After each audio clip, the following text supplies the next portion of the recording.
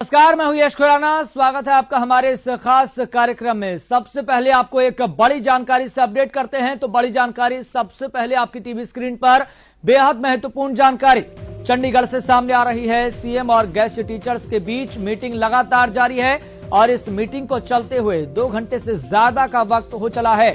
जी हां, पिछले 2 घंटे से सीएम हाउस में लगातार मीटिंग चल रही है और इस मीटिंग में प्रदेश के शिक्षा मंत्री कंवरपाल गुर्जर भी मौजूद है। जी हां, बड़ी जानकारी हम आपको बता रहे हैं। गेस्ट टीचर्स लगातार आंदोलन कर रहे हैं। अलग अलग जिलों से, अलग अलग क्षेत्रों से ये खबरें लगातार सामने आ रही है और इस बीच सबसे बड़ी जानकारी यहां पर यह है कि गेस्ट टीचर्स का प्रतिनिधिमंडल मुख्यमंत्री मनोहर लाल से पिछले 2 घंटों से मुलाकात कर रहा है। लंबित मांगों को लेकर प्रदर्शन कर रहे हैं गेस्ट टीचर्स। जी हां, तो कई महीनों से गेस्ट टीचर्स लगातार प्रदर्शन कर रहे हैं और ये मामला तूल पकड़ता जा रहा है। गेस्ट टीचर्स भी कहीं ना कहीं खफा दिखाई दे रहे हैं, नाराज दिखाई दे रहे हैं। लेकिन सबसे बड़ा सवाल जो हम लगातार उठा रहे हैं, क्या आज गेस्ट टीचर्स का आंदोलन खत्म हो सकता है क्या? और ये जो बैठक चल रही है, ये जो मुलाकात चल रही है, इस मुलाकात में अब तक क्या क्या हुआ है और किन किन पॉइंट्स पर बातचीत हुई है, और सबसे बड़ी बात, क्या इस मुलाकात के बाद ये गेस्ट टीचर्स का आंदोलन खत्म हो जाएगा या नहीं होगा? चूंकि गेस्ट टीचर्स अपनी प्रमुख मांगों को लेकर लगातार प्रदर्शन कर रहे हैं। तो समान काम समान वेतन सबसे प्रमुख मांगों में से एक है।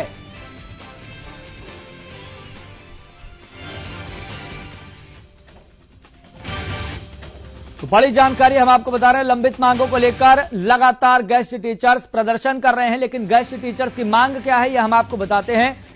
तो कैशलेस मेडिकल सुविधा मांग है, ईपीएफ सुविधा ये भी प्रमुख मांगों में से एक है, और वेतन बढ़ोतरी ये भी प्रमुख मांगों में से एक है। एजुकेशन अलाउंस, रिटायरमेंट पर एकमुश्त राशि, गेस्ट टीचर के पद को रिक्त न माना जाए, गेस्ट टीचर की गृह जिलों में वापसी हो, बेसिक सैलरी में बढ़ोतरी हो। तो लगातार हम इस मुद्दे को प्रमुखता के साथ दिखा रहे हैं। प्रदेश की सबसे बड़ी खबर है ये।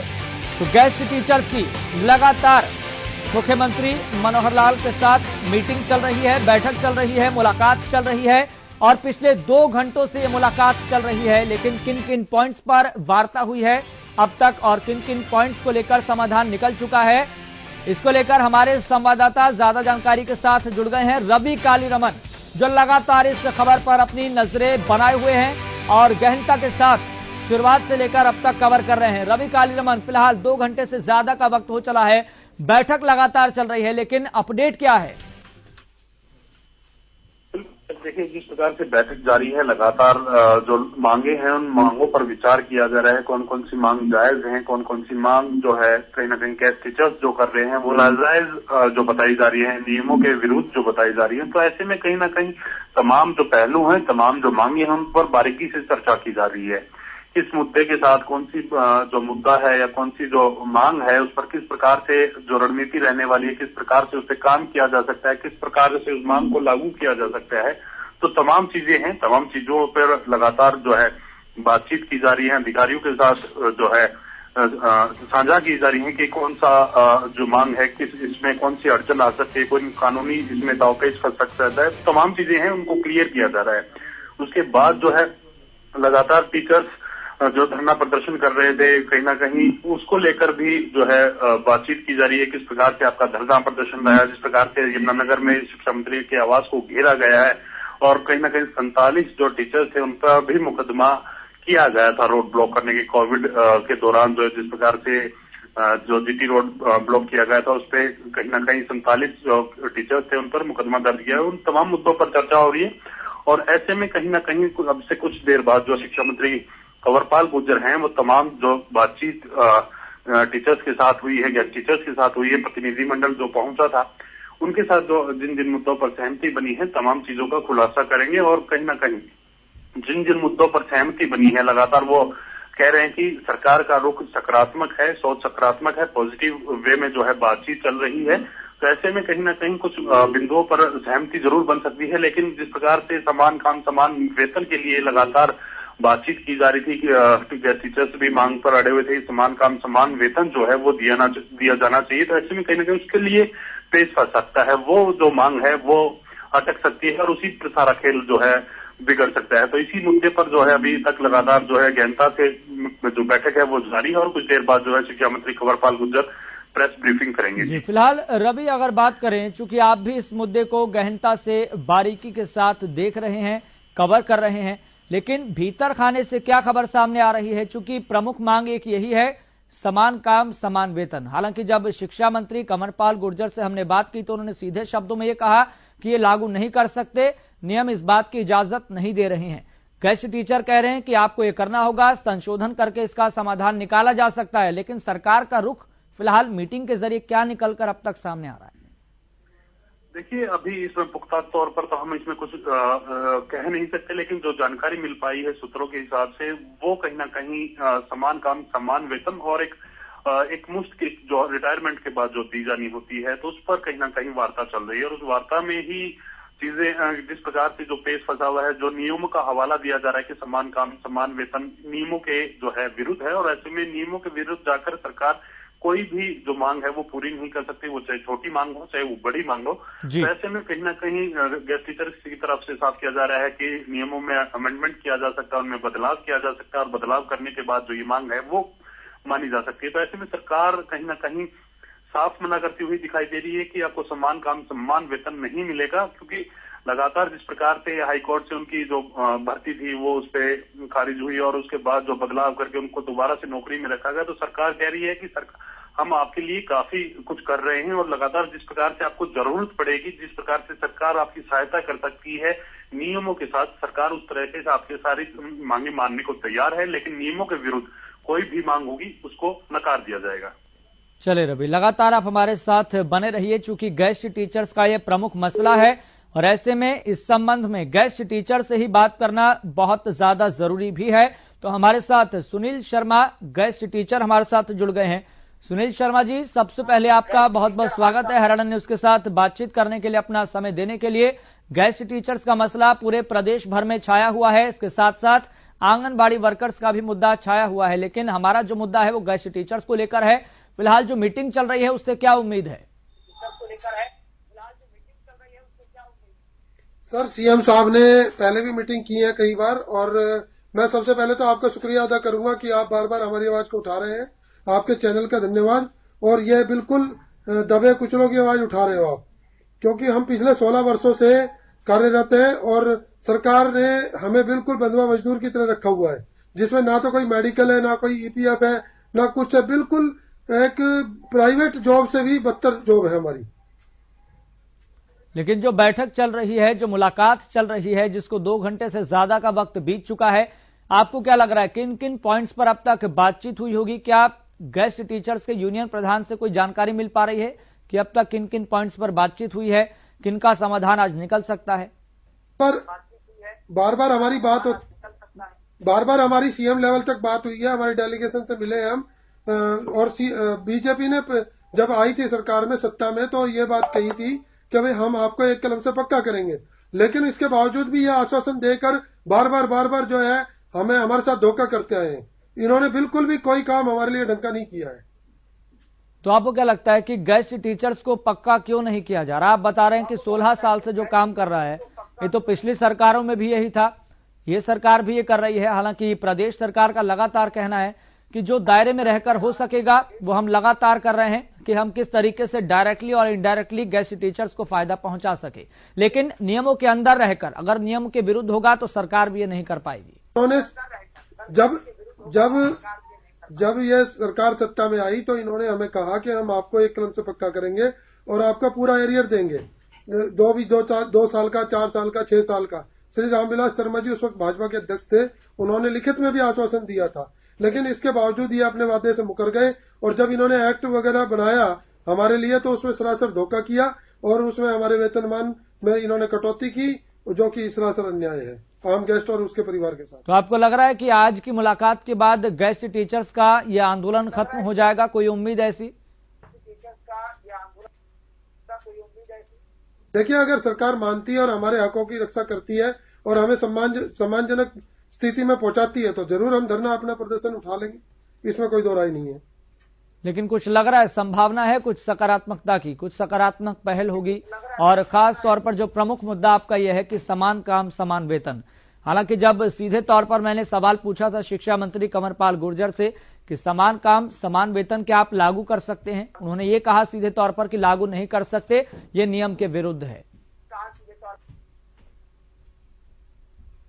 नियम भी शिक्षा मंत्री साहब का हमने एक स्टेटमेंट देखी थी, जब ये शिक्षा मंत्री बने तो इन्होंने कहा था कि जब से एक्ट लागू होगा हम सारी सुविधाएं देंगे, और एक्ट बनाने वाले भी यही थे, नियम बनाने वाले भी यही है, और नियम में संशोधन करने वाले भी यही है। तो सरकार हमारे हितों को क्यों जो है नष्ट कर रही है, हमारे हितों को क्यों जो है ढंग से नहीं पेश कर रही है, मेरी समझ में ये नहीं आ रहा है। एक आम गेस्ट की आवाज है ये। जी, आपको क्या लग रहा है कि सरकार के सामने पक्का करने को लेकर सबसे बड़ी क्या चुनौती होगी जो सरकार ये कदम आगे नहीं बढ़ा रही है? देखिए, सरकार के सामने कोई चुनौती नहीं है। सरकार चाहे तो सरकार है, और सरकार चाहे तो आम गेस्ट के हितों के और उसके परिवार को के कल्याण के लिए ये काम कर सकती है। एक्ट में संशोधन करके हमें बेसिक और डीए दे सकती है।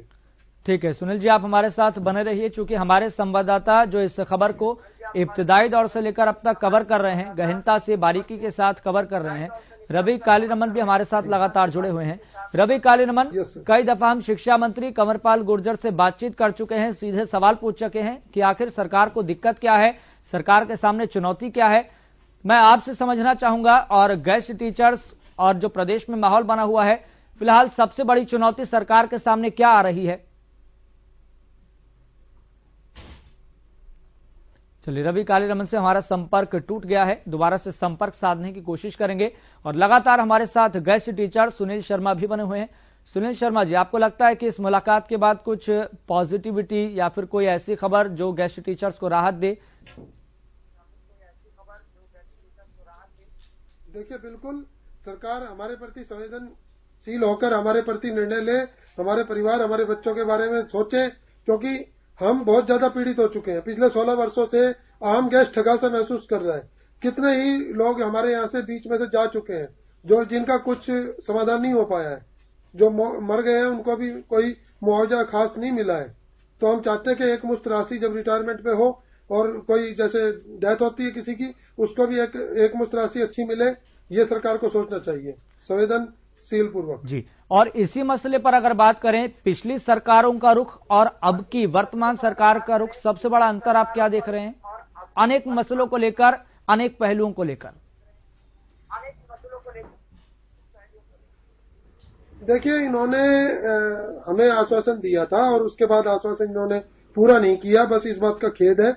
बाकी सरकार हमारे बारे में सोच रही है, धीरे धीरे सोच रही है, जो कि इतना समय नहीं लगना चाहिए सरकार को, क्योंकि जो देखिए मेडिकल की बात आती है या ईपीएफ की बात आती है, क्योंकि हम गवर्नमेंट जॉब में है, कॉन्ट्रेक्चुअल जॉब है हमारी, उसके बावजूद ये ऐसा नहीं कर पा रहे, तो बड़े खेद का विषय है, बहुत ही अफसोस की बात है। तो ठेका प्रथा को लेकर, ये कॉन्ट्रेक्चुअल जॉब को लेकर सरकारों का रवैया इस तरह का क्यों रहता है? आपका संज्ञान, आपका जो बुद्धिमत्ता है वो क्या इशारा कर रही है कि सरकार ठेका प्रथा को कहती है कि भाई ये नहीं होना चाहिए? एक तरफ सरकारों के भीतर ही इस तरह में बड़ी संख्या में कर्मचारी काम करते हैं।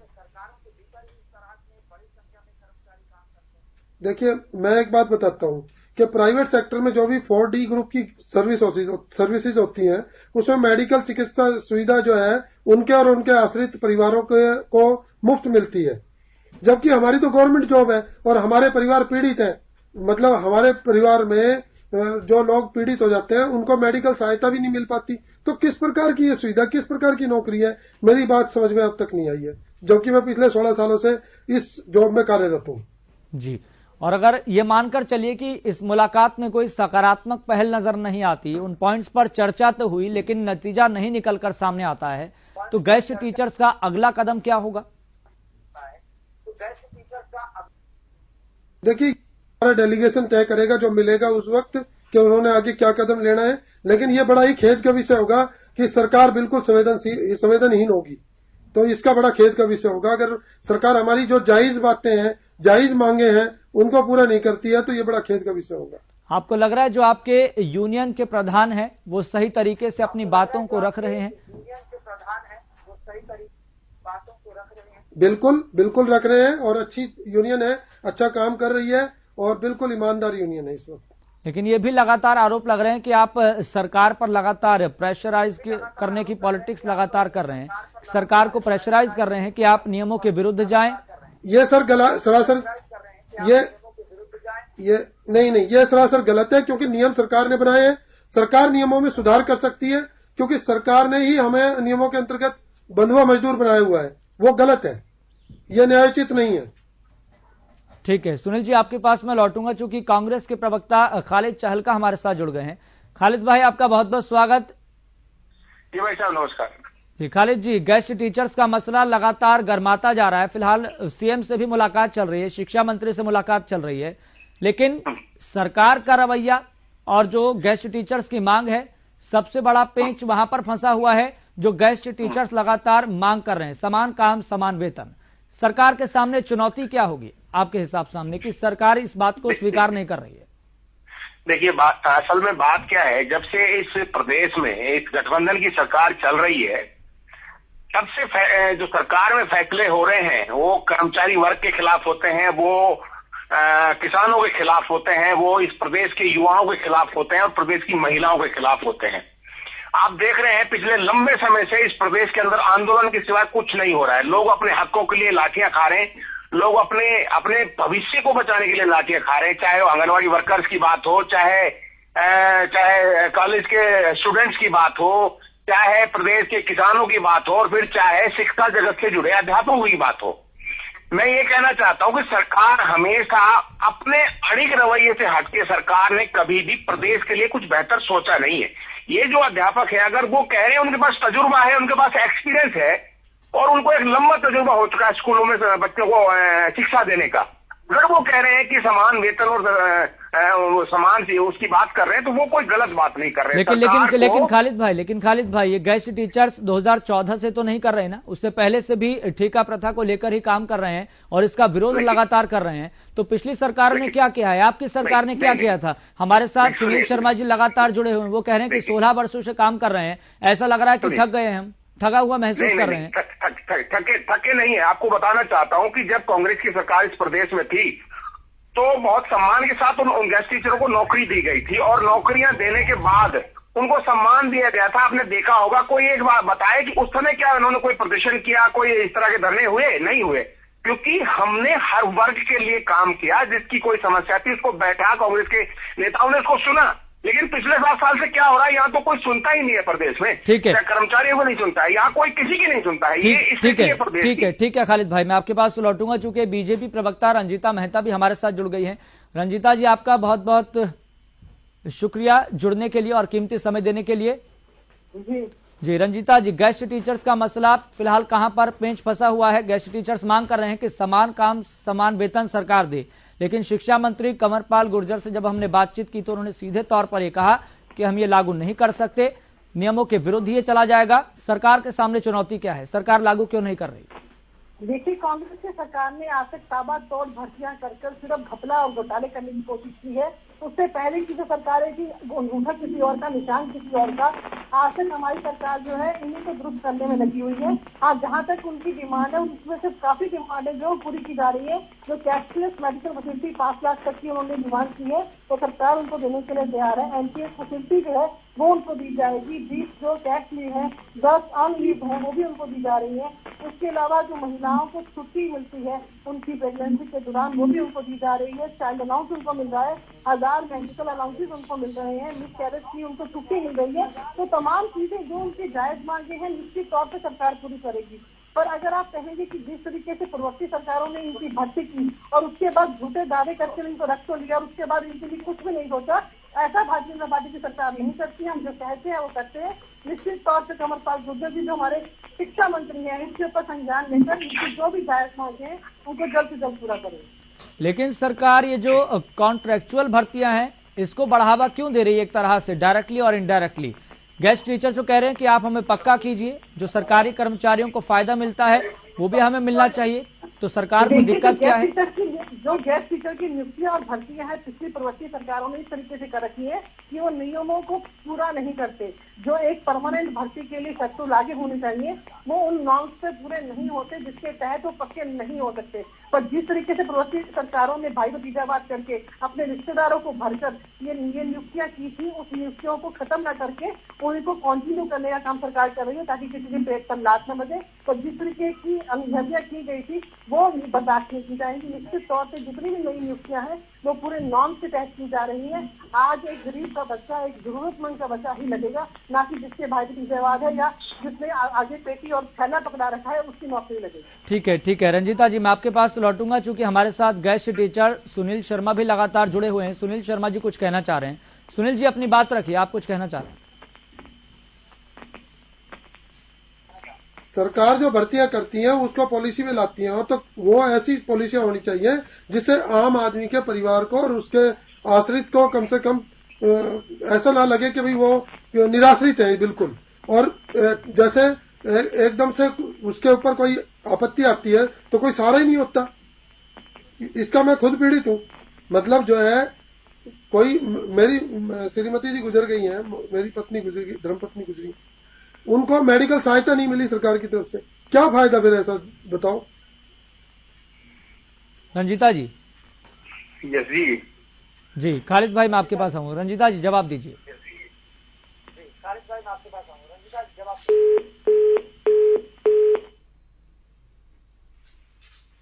चलिए लगता है कि फोन डिस्कनेक्ट हो गया, दोबारा से जोड़ने की कोशिश करेंगे, लेकिन खालिद भाई कुछ कहना चाह रहे हैं। खालिद भाई अपनी बात रखिए। यस भाई, मैं आपको बताना चाहता हूँ, आज एक खबर छपी है दैनिक भास्कर में चंडीगढ़ से जी। वो खबर क्या कहती है यस साहब, वो खबर ये कहती है कि पुलिस जो भर्ती हुई है सरकार में जी, उसमें बहुत सारे अभ्यर्थी लगे, कोई दौड़ा कोई, यानी फिजिकल किसी का हुआ, सिलेक्शन किसी का हुआ। जो भी बात हो रही थी ना, रंजीता जी चली गई, जो बात हो रही थी स्वच्छ सरकार, स्वच्छ प्रशासन, ये क्या है, राजनीति में एक कहावत है कि राजनीतिक लोग कई बार ऐसी स्थिति में आ जाते हैं, उनको पता नहीं होता कि आसमान का थूका पलट के उनके चेहरे पे आता है। ये स्थिति में है सरकार।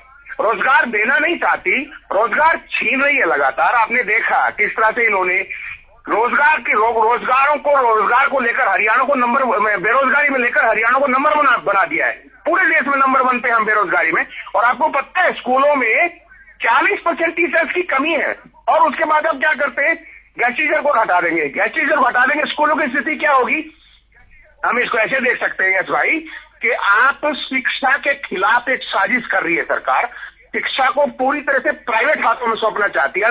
लेकिन खालिद भाई रंजीता जी से जब सवाल पूछा तो वो कह रहे हैं कि पिछली सरकारों ने इस तरह से भर्तियां की थी कि वो पैरामीटर्स पर, वो पैमानों पर खरा नहीं उतरती है, इसलिए नियम के विरुद्ध है।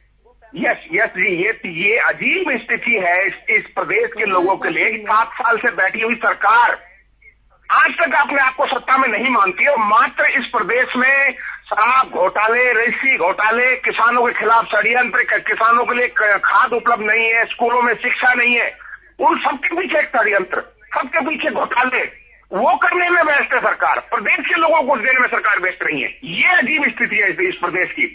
ये कह रही है कि वो ये पिछली सरकारों में, अगली सरकारों में, लेकिन हमने प्रदेश को नंबर 1 बनाया। किसान के धान को 5,000 तक हमने खरीदा, शिक्षा में हम 1 नंबर पे थे, रोजगार में हम 1 नंबर पे थे, निवेश में लेकिन खालिद भाई बड़ी ज्यादा संख्या में गेस्ट टीचर्स हैं, कई सालों से काम कर रहे हैं, लेकिन इस मसले का फिर समाधान निकलेगा कैसे? सरकार के सामने ऐसी क्या मुश्किलें हैं कि सरकार इसको पूरा नहीं कर सकती? देखिए हम ऐसे देखते हैं इसको। मैंने आपको पहले बताया कि अभी हमारे हरियाणा में करीब 35 से 40% अध्यापकों की कमी है सरकारी विद्यालयों में। और आपको 2-3 जिले बताऊं, अगर आप गुड़गांव से आगे इधर बढ़ेंगे, पलवल, लूहू वगैरह वगैरह, इनमें तो ऐसे स्कूल है जहाँ पे पूरे के पूरे स्कूल में मात्र एक अध्यापक बैठता है। और अब ऊपर से कर क्या रहे, गेस्ट टीचरों को भी हटा देंगे तो आप पता रेशियो क्या जाएगा? रेशियो फिर ये जाएगा कि 30% स्कूलों में टीचर बचेंगे मुश्किल से। आप 70% सरकारी स्कूलों को खाली कर देंगे तो हम क्या समझे, आप शिक्षा को बेचना चाहते हैं। फिर क्या करेंगे आप? एक तरफ कहते हैं कि सरकारी स्कूलों में दाखिले बढ़े, सरकारी स्कूलों में बच्चों की संख्या बढ़ी, कागजों में संख्या बढ़ा दी। शिक्षा का भी स्तर सुधारना, ये चैलेंज है हमारे लिए, लेकिन सरकार वो करना नहीं चाहती। सरकार सौदेबाजी में व्यस्त है, सब कुछ बेच देना चाहती है। अगर बेच देंगे तो कुछ नहीं बचेगा इस प्रदेश के अंदर। ठीक है खालिद जी, बहुत बहुत शुक्रिया अपना कीमती समय देने के लिए, बातचीत करने के लिए। सुनील जी, मेरा आपसे एक अंतिम सवाल है और यह अंतिम सवाल बेहद महत्वपूर्ण है। कहीं ना कहीं मुझे लगता है कि इस बात को आप बहुत बारीकी से समझते हैं, अच्छे से समझते हैं। सुनील जी, सवाल यहां पर यह है कि जिस तरीके से रंजीता जी ने सवाल उठाया कि पिछली सरकारों ने जिस तरह से भर्तियां की थी, इसी का एक नतीजा है कि गेस्ट टीचर्स उन पैरामीटर्स पर, उस क्राइटेरिया पर, उस पैमाने पर खरे नहीं उतरते हैं, इसलिए सारा कुछ नियमों के विरुद्ध जाता हुआ दिखाई दे रहा है। इस बात से आप क्या सहमत हैं कि पिछली सरकारों ने जो भर्तियां की थी उसी का ये नतीजा आपको भुगतना पड़ रहा है? बिल्कुल गलत बात की है उन्होंने। नहीं सर, बिल्कुल गलत बात की है। जिस वक्त पॉलिसी सरकार लाई थी, हम उस क्राइटेरिया को पूरा करते थे, एलिजिबल थे, और हम बिल्कुल एलिजिबल होने के बाद हम लगे डिपार्टमेंट में, और हमने 16 साल डिपार्टमेंट को खून से सींचा है, और आज वो हरा भरा डिपार्टमेंट है। उसके दम पे इन्होंने हजारों भर्तियां की हैं, पिछली सरकारों ने भी और इस सरकार ने भी।